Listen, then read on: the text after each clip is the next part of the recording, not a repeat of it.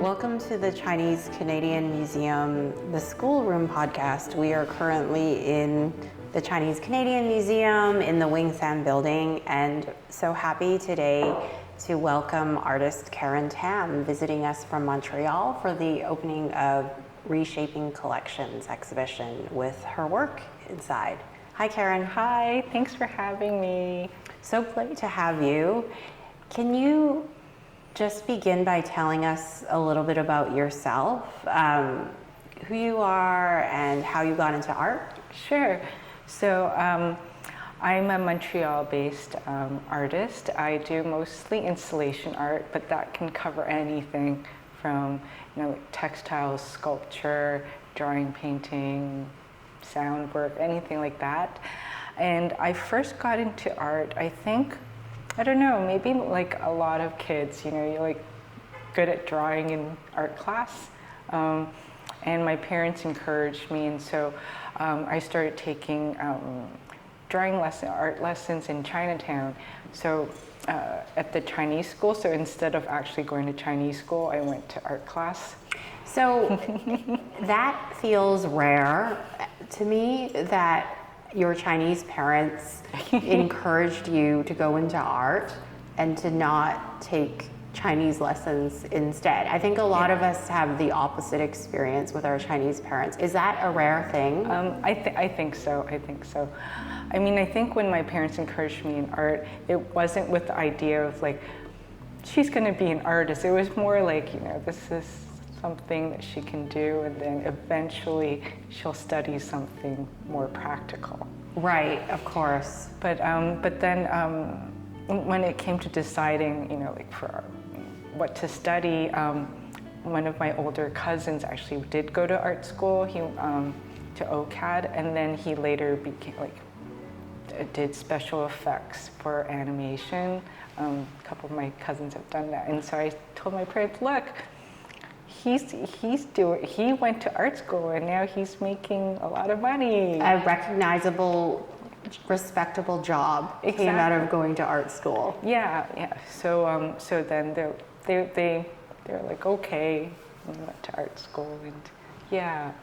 And when did you feel like you wanted to intersect your Chinese or Chinese Canadian identity with your art practice?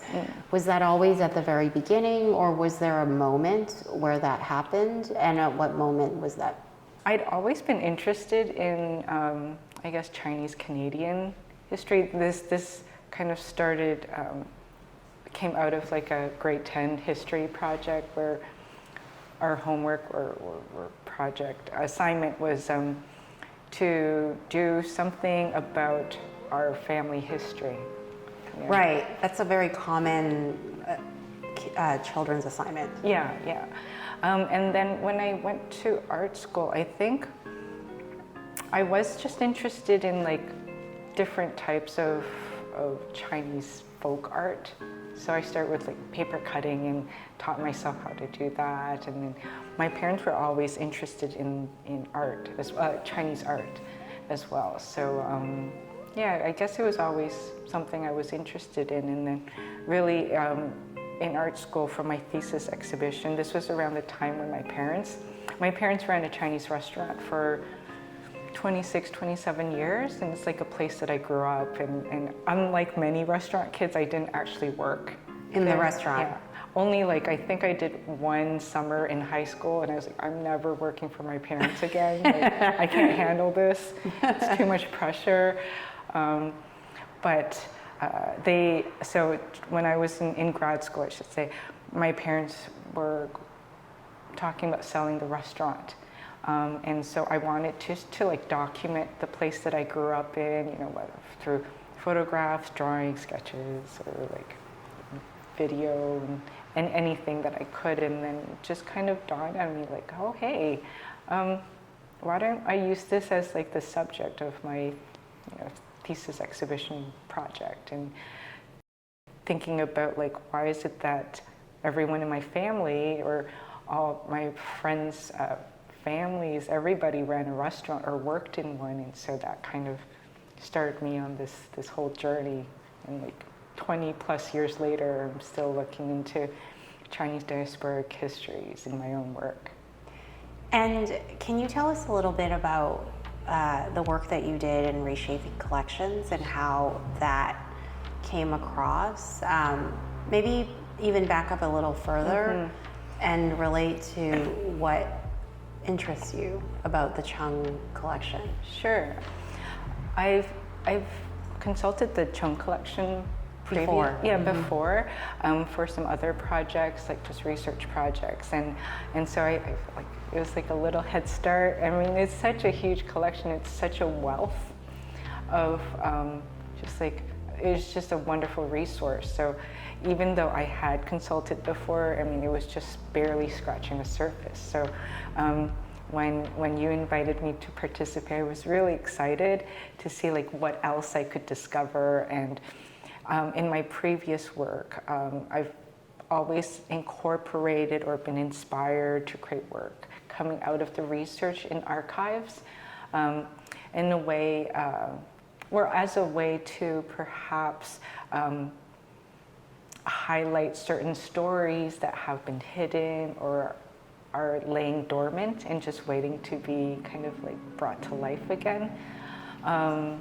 So yeah, like, so for the project, for my project for this exhibition, I just wanted to keep myself open, you know, to what I could find. And when I looked through the database, I started making like this spreadsheet, very, very long spreadsheet of like all the objects and documents I wanted to look at just based on the description. So then when I actually came to do the research visit, and just like going through all the folders and files and boxes, like there were quite a number of things that really struck me, like for this particular project, but also other things where I was like, I'm filing for like future sculptures, future art pieces. So yeah.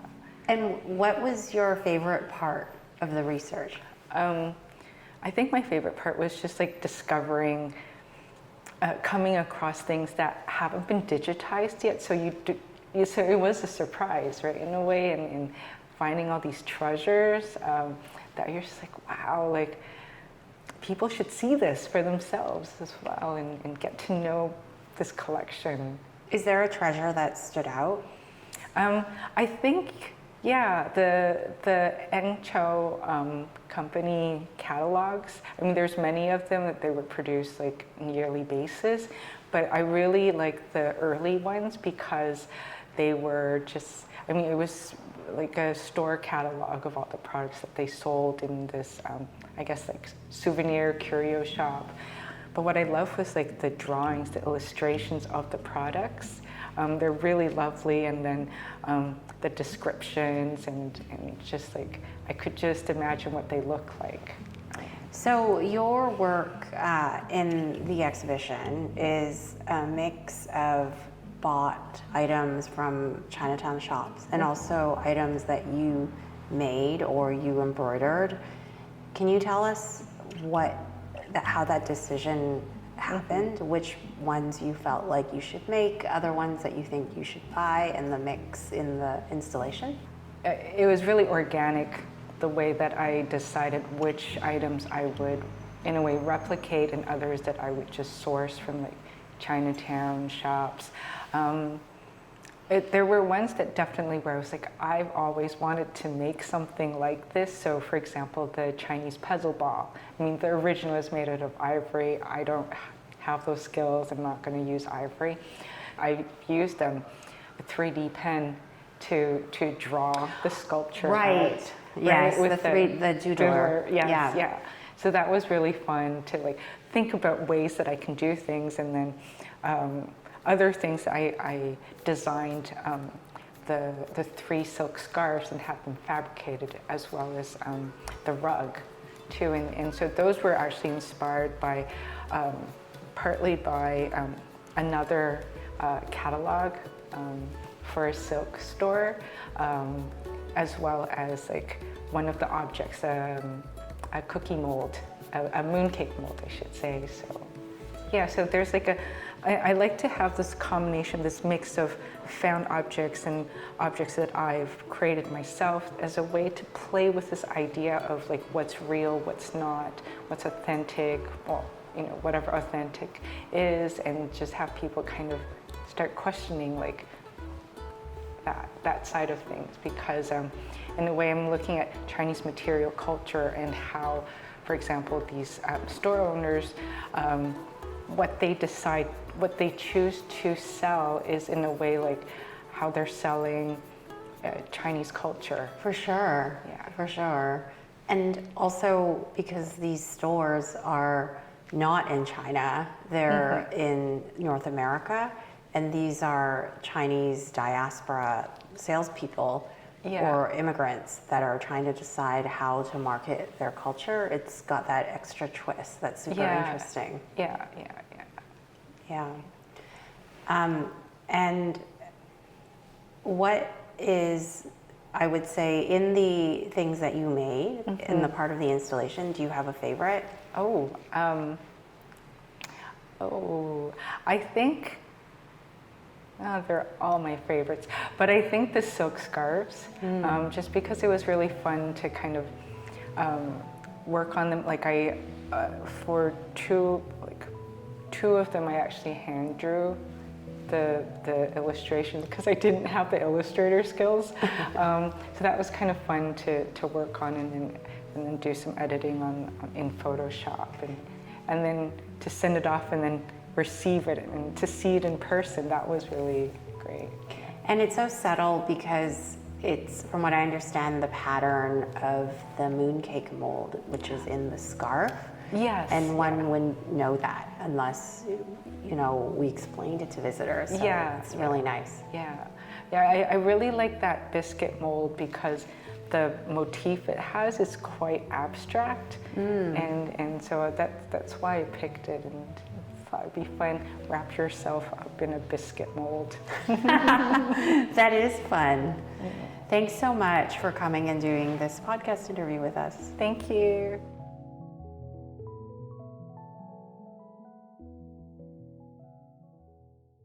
This podcast was recorded on the traditional territories of the Musqueam, Squamish, and Tsleil-Waututh peoples. We invite you all to reflect on the territories that you're on and the host nations, and pay respect to their elders, past, present, and emerging. This schoolroom special series featuring the artists in Reshaping Collections was made possible with funding from the City of Vancouver and the province of British Columbia. To learn more about the Chinese Canadian Museum and book tickets, visit us at www.chinesecanadianmuseum.ca and follow us on Instagram at ccmuseumbc for updates. The Schoolroom is presented by the Chinese Canadian Museum, hosted by Dr. Melissa Carmen Lee and produced by Rosalie Gunawan. Production of this video podcast special series is supported by Adrian Ma and Haley Sang-Savan. Videography is by Wakefield Agency. The theme music and original audio was created by Joshua Young, and graphic design is by Studio Pian Pian He and Max Harvey. Stay tuned for the next episode of The Schoolroom, available wherever you get your podcasts.